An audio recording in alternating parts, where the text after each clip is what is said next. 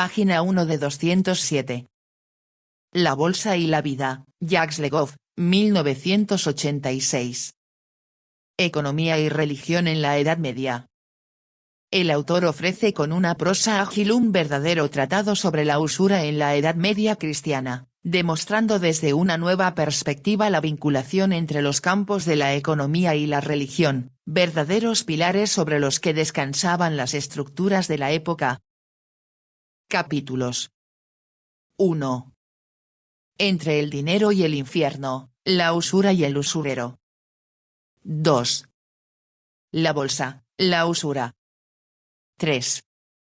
El ladrón de tiempo. 4. El usurero y la muerte. 5. La bolsa y la vida, el purgatorio. 6. El corazón también tiene sus lágrimas. El usurero, tan odiado como imprescindible, está asociado con uno de los pecados capitales, la codicia. Es un escándalo, pues aún durmiendo, su dinero le hace más rico. Así lo enseñan los exempla medievales, esas anécdotas edificantes para uso de los predicadores. En la Edad Media cristiana, el usurero se manifiesta como un ladrón de tiempo. ¿Acaso no roba a Dios, en la medida en que el tiempo es un don divino y gratuito, y también a los cristianos, ya que prestar a interés está vedado en una comunidad fraternal? Por esta doble razón el usurero está irremediablemente condenado al infierno. Pero, ¿quién diría que esta figura da lugar a un espacio nuevo de ultratumba? En vísperas del auge de los grandes movimientos económicos del capitalismo moderno, la teología medieval salva al usurero del infierno. Inventa para él una morada algo menos funesta, el purgatorio. Así alcanza su doble objetivo, conservar la bolsa sin perder la vida eterna. Capítulo 1. Entre el dinero y el infierno, la usura y el usurero. La usura. Durante 7 siglos en Occidente, desde el siglo XII al VI, ¿qué fenómeno ofrece más que una mezcla tan detonante de economía y de religión, de dinero y de salvación? Imagen de una larga Edad Media en la que los hombres nuevos estaban aplastados bajo los símbolos antiguos, en la que la modernidad se abría trabajosamente un camino entre los tabúes sagrados, en la que los ardides de la historia encontraban en la represión ejercida por el poder religioso los instrumentos del éxito terrestre. La viva polémica alrededor de la usura constituye de alguna manera el parto del capitalismo. ¿Quién imagina a este residuo, a esta larva, de usurero, que es el pawnbroker de las novelas inglesas del siglo XIX y de las películas hollywoodenses de después de la gran crisis de 1929, es incapaz de comprender al protagonista de la sociedad occidental, esa monstruosa sombra inclinada sobre los progresos de la economía monetaria, y las cuestiones sociales e ideológicas que estaban en juego alrededor de ese Nosferatu del precapitalismo? Vampiro doblemente espantoso de la sociedad cristiana, porque semejante chupador de dinero es a menudo asimilado al judío deicida, infanticida y profanador de la hostia. En un mundo en el que el dinero, nummus en latín, denier en francés, es Dios, en el que el dinero es el vencedor, el dinero es rey, el dinero es soberano, nummus vincit, nummus regnat, nummus imperar, en el que la avaricia, la codicia, pecado burgués del que la usura es más o menos la hija, destrona al principal de los 7 pecados capitales, la superbia, el orgullo, pecado feudal, el usurero, especialista en prestar a interés, se convierte en un hombre necesario y detestado, poderoso y frágil. La usura es uno de los grandes problemas del siglo XIII. En esa época, la cristiandad en la cumbre del vigoroso desarrollo que había logrado desde el año 1000, la gloriosa cristiandad, ya está en peligro. El súbito surgimiento y la difusión de la economía monetaria amenazan los viejos valores cristianos. Está a punto de formarse un nuevo sistema económico, el capitalismo, que necesita si no nuevas técnicas por lo menos, a fin de iniciar su marcha, el empleo masivo de prácticas condenadas desde siempre por la Iglesia. Una lucha encarnizada cotidiana, marcada por repetidas prohibiciones emprendida en la coyuntura de los valores y de las mentalidades se propone legitimar el beneficio lícito que hay que distinguir de la usura ilícita. Como una religión, que tradicionalmente opone Dios y el dinero, podía justificar la riqueza, en todo caso la riqueza mal adquirida. El Eclesiastés, 5, decía, quien ama el dinero no escapa del pecado, quien persigue el lucro quedará defraudado. El Evangelio se había hecho eco de estas palabras. San Mateo, un publicano, un recolector de impuestos que abandonó su mesa cubierta de dinero para seguir a Jesús advierte, ninguno puede servir a dos señores, porque o aborrecerá al uno y amará al otro o será adicto al uno y despreciará al otro. No podéis servir a Dios y a Mamón, Mateo, 24. Mamón simboliza, en la literatura rabínica tardía, la riqueza inicua, el lucro, el dinero. San Lucas, 13, también lo había atestiguado con las mismas palabras. Pero si los códigos, las leyes, los preceptos, los decretos condenan la usura, a Dios solo le interesan los hombres, así como al historiador del cual decía Mark Bloch que tiene como caza a los hombres. Pero volvamos a los usureros. Para encontrarlos hay que interrogar textos que no son los documentos oficiales. La legislación eclesiástica y laica se interesa principalmente por la usura, la práctica religiosa está interesada en los usureros. ¿Dónde encontrar los rastros de esta práctica en el siglo XIII? En dos tipos de documentos derivados de géneros antiguos que, durante el paso del siglo XII al siglo XIII, sufrieron una mutación esencial. Los primeros vuelven a agrupar las sumas o manuales de confesores. Durante la Alta Edad Media, las clases de penitencia según la naturaleza de los actos pecaminosos estaban consignadas en catálogos penitenciales. De conformidad con el modelo de las leyes bárbaras, en esos catálogos se atendía a los actos, no a los autores o, más bien, las categorías de actores eran jurídicas, clérigos o laicos, libres o no libres. Pero desde fines del siglo XI a comienzos del siglo XIII, la concepción del pecado y de la penitencia cambia profundamente, se espiritualiza, se interioriza. En adelante, la gravedad del pecado se mide por la intención del pecador. Hay que indagar, pues, si esa intención era buena o mala. Esta moral de la intención es profesada por todas las escuelas teológicas del siglo XII desde la de Laon a las de Saint-Victor de París, de Chartres y de Notre Dame de París, por todos los teólogos de primer plano que sin embargo eran antagonistas en muchos otros problemas, Abelardo y San Bernardo, Gilberto de la Porree y Pedro Lombardo, Pedro el Chantre y Alain de Lille. El resultado de esto es un profundo cambio en la práctica de la confesión. De colectiva y pública, de ceremonia excepcional y reservada a los pecados más graves, la confesión se hace auricular, de boca a oído, individual y privada, universal y relativamente frecuente. El Concilio de Letrán, 1215, marca una fecha muy importante. Hace obligatorio para todos los cristianos, es decir, para todos los hombres y mujeres, confesarse por lo menos una vez al año en Pascua. El penitente debe explicar su pecado en función de su situación familiar, social, profesional, en función de las circunstancias y de su motivación.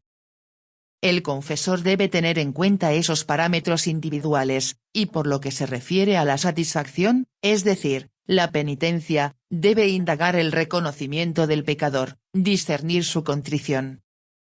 El confesor debe más lavar a una persona que castigar una falta. Esto exige a los dos participantes de la confesión un gran esfuerzo al que la tradición no los tenía acostumbrados. El penitente debe interrogarse sobre su conducta y sus intenciones, entregarse a un examen de conciencia. Así queda abierto un nuevo frente, el de la introspección, que transformará lentamente los hábitos mentales y los modos de comportamiento. Aquellos son los comienzos de la modernidad psicológica. El confesor tendrá que hacer las preguntas apropiadas para que su penitente distinga en la serie de pecados los graves, que serán mortales si no hay contrición ni penitencia, y los más leves, los veniales, que pueden redimirse. Los pecadores que mueran en estado de pecado mortal irán al lugar tradicional de la muerte, del castigo eterno, el infierno. Aquellos que mueren cargados solo de pecados veniales pasarán un tiempo más o menos prolongado de expiación en un lugar nuevo, el purgatorio, y una vez purificados, purgados, abandonarán el purgatorio para entrar en la vida eterna, el paraíso. A más tardar en el momento del juicio final. Dentro de esta nueva justicia penitencial, ¿qué será del usurero? Los confesores, frente a una situación nueva, a un contenido de la confesión frecuentemente nuevo para ellos, frente a reconocimientos o a cuestiones que los embarazan, vacilan sobre el interrogatorio que han de formular, sobre la penitencia que deben imponer, de manera que necesitan guías. Para ellos, teólogos y sobre todo canonistas escriben sumas y manuales, sabios y detallados para los confesores instruidos y de alto nivel, sumarios para los simples sacerdotes poco cultivados. Pero a este examen no se le escapa nada. La usura ocupa su lugar en todos esos manuales. El usurero ocupa en cambio una parte menor, pues el peso de su falta en cuanto a evaluación personalizada queda en parte librada a la apreciación del confesor. Pero el usurero se manifiesta como el principal protagonista del segundo tipo de documento, los exempla. El exemplum es un relato breve, dado como verídico y destinado a insertarse en un discurso, en general un sermón, para convencer a un auditorio mediante una saludable lección. El cuento es breve, fácil de retener, convincente. Se vale de la retórica y de los efectos de la narración, conmueve. Divertida o, más frecuentemente, aterradora, la historia dramatiza. Lo que el predicador ofrece al público es un pequeño talismán que, si uno se sirve bien de él y quiere comprenderlo, aporta la salvación. Es una llave de las puertas del paraíso. El siguiente es uno de los numerosos exempla de usureros. Se encuentra en Jacques de Vitry, muerto poco antes de 1240, otro usurero muy rico, debatiéndose en la agonía, comenzó a afligirse, a sufrir, a implorar a su alma que no lo abandonara, pues él la había satisfecho y le prometía oro y plata y las delicias de este mundo si se resolvía a permanecer con él. Pero que no le pidiera ni una moneda, ni la menor limosna para los pobres. Viendo por fin que no podía retenerla, el usurero montó en cólera e indignado le dijo: «Te preparé una buena residencia con abundantes riquezas, pero tú te has vuelto loca y tan desgraciada que no quieres reposar en esa buena residencia. Vete. Te abandono a todos los demonios que están en el infierno». Poco después entregó su alma entre las manos de los demonios y fue enterrado en el infierno. Este no es más que un esquema. Partiendo de este bosquejo, el predicador borda la tela. Explota la voz y sus entonaciones, gesticula. La materia misma ya es impresionante. Debe de haber sido percibida por millones de oyentes, pues en la Edad Media el sermón es el gran medio de comunicación, que llega, en principio, a todos los fieles. Verdad es que, según sabemos especialmente gracias a un exemplum referente a San Luis, a veces algunos hombres salen de la iglesia durante el sermón para ir a la taberna, su gran competidora, que ofrece frente a la iglesia una tentación permanente. Una vez que esto se produjo en su presencia, San Luis, escandalizado, hizo que volvieran a la santa palabra aquellos parroquianos extraviados. Además, en el siglo XIII se produce un gran renacimiento de la predicación. Enfrentada con los heréticos es el momento de apogeo de los cátaros, con la evolución de un mundo que ofrece a los cristianos cada vez más goces terrenales, la Iglesia decide hablar. Hablar a una sociedad en plena mutación a la que dirige una palabra a menudo inédita y en relación con la vida cotidiana. Nacen nuevas órdenes que oponen a la creciente riqueza el valor espiritual de la pobreza. Órdenes mendicantes de las cuales las dos más importantes, Los franciscanos y los dominicos, estos últimos forman la orden de los predicadores, se especializan en la predicación. Después de haber predicado la cruzada se predica la reforma.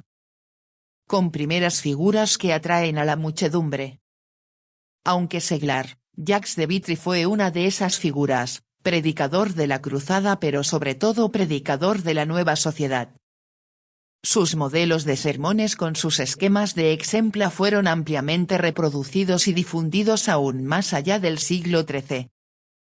Y esta historia del usurero, que tal vez fue una anécdota de éxito, evoca el momento más angustioso de la vida del cristiano, la agonía. Pone en escena la dualidad del hombre, su alma y su cuerpo, el gran antagonismo social del rico y del pobre, esos nuevos protagonistas de la existencia humana que son el oro y la plata, y termina con la peor conclusión de una vida: el insensato llama a los demonios, evoca a los diablos cuyas manos torturan y entierran a los condenados aquí abajo y en el más allá.